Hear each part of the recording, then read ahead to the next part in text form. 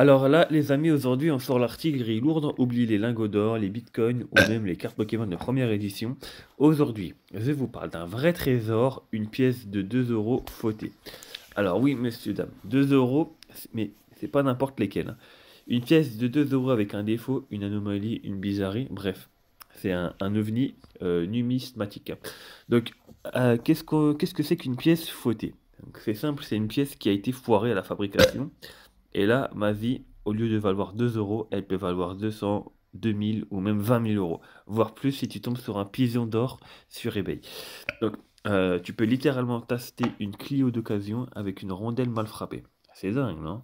Bon, alors, il y a des pièces qui ont été frappées sur le mauvais métal. Du genre, une pièce de 2 euros faite avec un métal de 10 centimes. Autant vous dire que c'est comme si vous trouvez un dauphin dans une flaque d'eau, hein. Donc, c'est ultra, ultra, ultra rare. Alors, bon, en vrai, ça peut monter à plusieurs centaines de milliers d'euros, selon l'État. La rareté et si tu as une bonne étoile ou un bon avocat. Bon, euh, et je parle pas des pièces avec des erreurs de frappe, des surfrappes ou des doubles dates, hein. Des étoiles qui se touchent ou même un morceau en trop ou en moins. Donc, certaines ont même des bouts de métal en plus, comme ma pièce, moi, que je vous présente ici, hein. C'est une verrue métallique. On dirait qu'elle a mangé un petit boulot au petit déjeuner. Et c'est justement ce qui la rend belle. Bon, les collectionneurs, ils adorent ça, ils kiffent ça, c'est simple, hein. Il y a une légende, que j'invente un peu, mais chut, d'un gars qui a vendu une pièce de 2 euros fautée pour 30 000 euros. Et il s'est payé une piscine avec. Bon, après, il s'est noyé dedans, mais ça, c'est une autre histoire.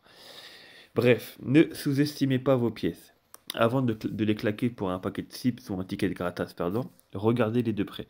Vous avez peut-être entre les mains un ticket pour les Bahamas, une Tesla ou un kebab supplément fromage. Bon, bref. Et si vous en avez une, gardez-la, vendez-la, encadrez-la, mais, ou dormez avec, mais surtout ne la dépensez pas, par pitié. Ça serait comme essuyer une fuite d'eau avec un billet de 500 euros. Ça marche, mais c'est du gâchis. Bon, allez, like, abonne-toi et surtout, check tes posts, tes tiroirs ou même les coussins de tes canapés. Qui sait,